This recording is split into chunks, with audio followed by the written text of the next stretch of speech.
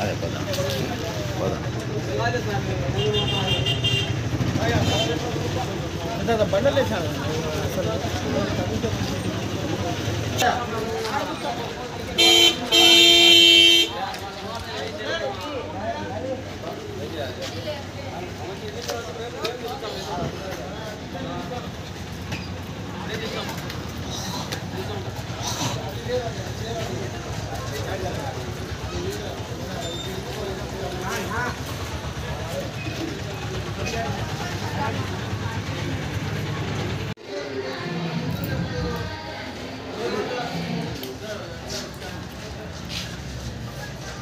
ఏమన్నా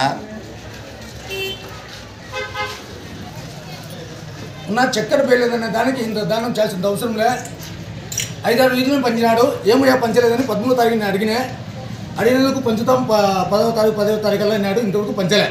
పంచనందుకు ఈరోజు ఎంఆర్ఓ గారిపై కంప్లైంట్ చేయడం జరిగింది. ఉదయం వచ్చేసి కలెక్టర్ గారికి ఇవ్వడం జరిగింది. దానికోసం ఈ విధంగా దాడి చేయడం అనేది సరైనది కాదు. స్టూడెంట్ పొలగొట్టి ఇది చేయాల్సిన అవసరం లే.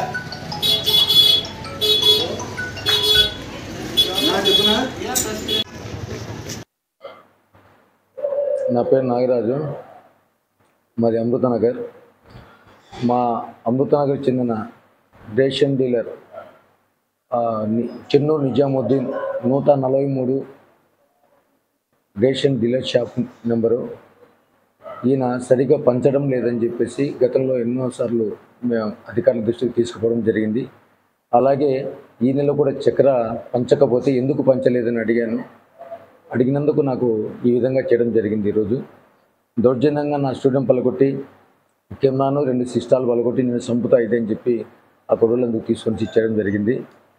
మూగి దెబ్బలు, అందుకు ఇక్కడ ఒళ్ళంతా మొత్తం ఒళ్ళంతా దెబ్బలు, అలాగే ఇక్కడ తలకు దెబ్బ.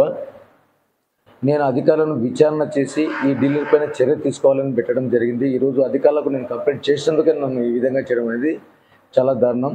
ఈరోజు 5:15కు నేను ఎంఆర్ఓ గారితో మాట్లాడి ఎంఆర్ఓ గారికి నేను రాతపూర్వకంగా కంప్లైంట్ చేయడం జరిగింది. నేను 6 గంటలకు వచ్చి నేను స్టూడియోలో కూర్చుండగానే 6:15, 6:20 మధ్యలో నా పైన వచ్చి రాళ్లతో కొడుకులతో తీసుకొని వచ్చి వాళ్ళ రేషన్ డీలర్ అయినటువంటి 140 రేషన్ డీలర్ నిజాముద్దీన్ భార్య నిజాముద్దీను, అలాగే నిజాముద్దీన్ కొడుకు నాజరు, వాళ్ళ చిన్న కొడుకు అందరు కలిసి నన్ను ముఖముడిగా దాడి చేయడం జరిగింది. వీరితో పాటు ఒక 4-5 మంది వచ్చారు. వాళ్ళ పేర్లు నాకు పెద్దగా తెలియదు. దాదాపు నాకు 2 లక్షల నుంచి 3 లక్షల వరకు నష్టం చేసినారు. స్టూడియో పగలగొట్టి 2 కెమెరాలు, ఒక కెమెరా, 2 సిస్టాలు, ఒక ప్రింటరు పగలగొట్టడం జరిగింది. ఇది చాలా దారుణం. ప్రశ్నించకూడదా? ప్రశ్నిస్తే చంపుతాం అని చెప్పి వీరోచితంగా చేస్తున్నాడు. పోలీసులు వచ్చి ఇట్లా స్టేషన్ కాడికి వస్తే మళ్ళీ స్టూడియో అంతా నుజ్జు చేశారంట. నేను ఇంకా పోలేదు. నేను ఇట్లా స్టూడియోలో ఇట్లా దెబ్బలకు చూపించుకుంటున్నా బాగలేకపోతే. అది నేను అధికారులను కోరుకునేది ఒకటే, నిష్పక్షపాతంగా విచారణ చేసి ఆ డీలర్పై చర్య తీసుకోవాలా. అడిగితే ఎంతమందిని ఈ విధంగా అన్యాయంగా దౌర్జన్యంగా కొట్టడం చంపడం జరుగుతుంది. ఖచ్చితంగా అతని డీలర్షిప్ తీసేయాలా, విచారణ చేయాలా. అమృతనగర్ ప్రజలు ప్రతి ఒక్క ఇంటికి ఎన్ని అతనికి కార్డులు, రేషన్ కార్డులు ఉన్నాయో ఆ రేషన్ కార్డులు ప్రతి ఇంటికి పోయి విచారణ చేయాలా. ఖచ్చితంగా అతను ఎంత పర్ఫెక్ట్గా చేస్తాడో ప్రజలకు అందరికీ కాదు, అధికారులకు తెలియాలా. మెయిన్గా అతని రేషన్ డీలర్పై చర్య తీసుకోవాలా. నాకు జరిగిన అన్యాయానికి న్యాయం చేయాలా. ఈరోజు నాగరాజన్న గారికి ఇలా దెబ్బలు తగలడము, హాస్పిటల్కి వచ్చి చూడడం జరుగుతుంది. కాకపోతే గతంలో అన్న మీడియాతో కలిసి పనిచేసిన అనుసంధాలు, అమృతనగర్ డెవలప్మెంట్ గురించి ప్రతిదీ కూడా ఎక్కడన్నా అభివృద్ధి కార్యక్రమం పనులు లేవంటే తను నేనున్నా సైతం అంటూ మీడియాకి ఇస్తూ అధికారులను నిద్రలేపుతూ ఎన్ను తట్టు చెప్తూ ప్రతి సమస్యలకు ముందుంటూ చేస్తూ వస్తున్నాడు. ఈ పొద్దు స్థానికంగా చెన్నూరు నిజాముద్దీన్ అనే వ్యక్తి వాళ్ళ కుటుంబ సభ్యులందరూ కూడా వచ్చి తనపై దాడి చేయడం అనేది చాలా దారుణం. మళ్ళీ తనకు సపోర్ట్ వచ్చిన వాళ్లకు ఏట కొడవళ్ళు, కర్రలు తీసుకొని సిద్ధంగా ఉన్నాం మా టీం కొట్టడానికి. అంటే ఒక ప్రజాస్వామ్యంలో ప్రజలకు ప్రజాధనాన్ని పంచే దాంట్లో దాన్ని నువ్వు దుర్వినియోగం చేస్తున్నావని ప్రశ్నిస్తే ఇలా కొట్టడానికి భయభ్రాంతులు చేస్తావా? అంటే నీ ఏటుకు భయపడి ప్రజలు ఎవరు ముందుకు రాకూడదా? ప్రజల నోటి కాడ సొమ్ము దోచుకొని తినడానికి నీకేం హక్కు అయ్యా?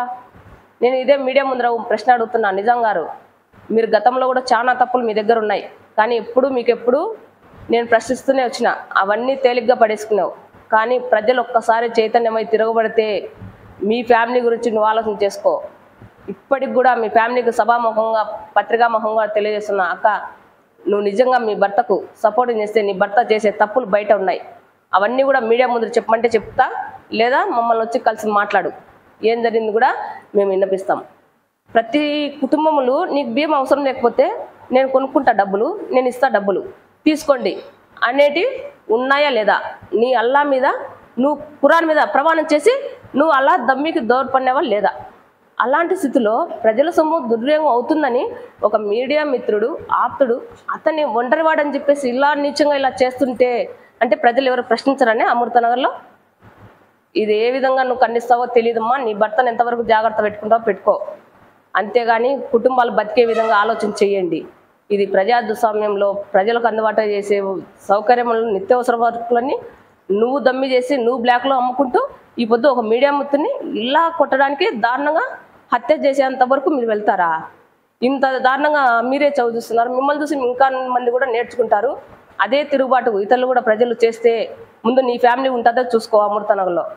ఇదే ఖబర్దార్ చెప్తున్నా, జాగ్రత్త.